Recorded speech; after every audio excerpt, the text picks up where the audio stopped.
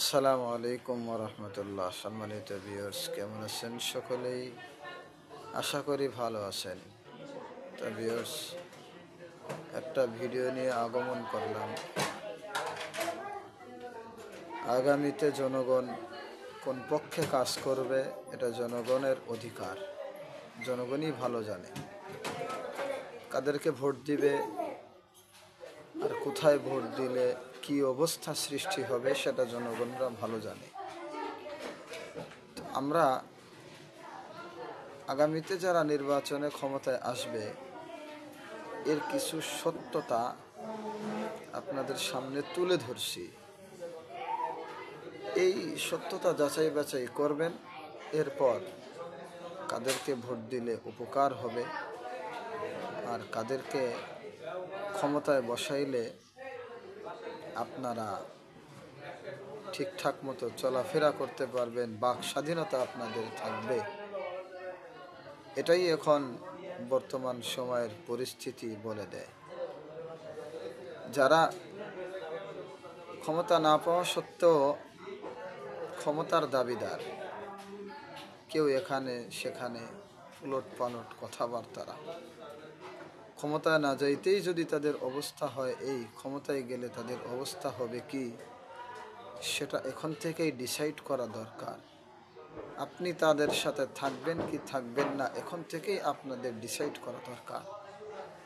এজন্য চলুন আমরা ভিডিওটা দেখি, তারপরে যার যে মন্তব্য থাকে কমেন্ট বক্সে ইনশাআল্লাহ আপনারা লিখে যাবেন।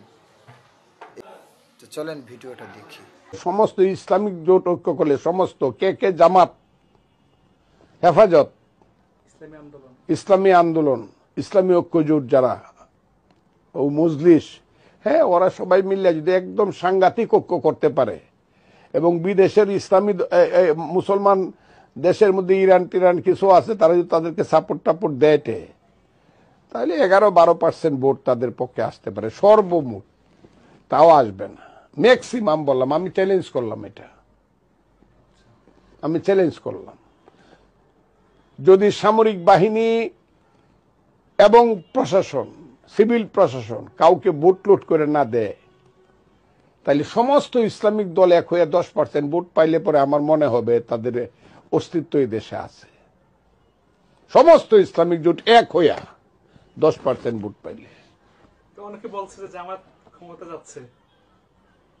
হ্যাঁ, বলে মৌলভী সাহেবদের পিছনে মানুষ নামাজ পড়তে চায়, সারা রাত তাদের ওয়াজ শূন্য শূন্য কান্দে, কিন্তু আবার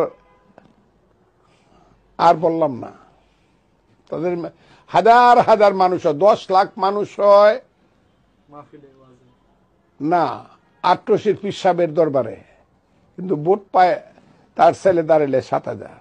ওইগুলো আমাদের দেখা আছে, আমি আমার অভিজ্ঞতা থেকে কথা কইতেছি। বাংলাদেশের মানুষ ইসলাম পছন্দ, ধর্ম পছন্দ করে, কিন্তু ধর্মান্ধ পছন্দ করে না। আগামীতে যে ফাইটটা হবে দেশে, একটা ফাইট হবে এরকম, ধর্মপ্রাণ মানুষের সঙ্গে ধর্মান্ধদের ফাইট হবে। আসলে বুঝি না এদের মাথায় কোন ভূত চাপছে। তো উনি যা বলল,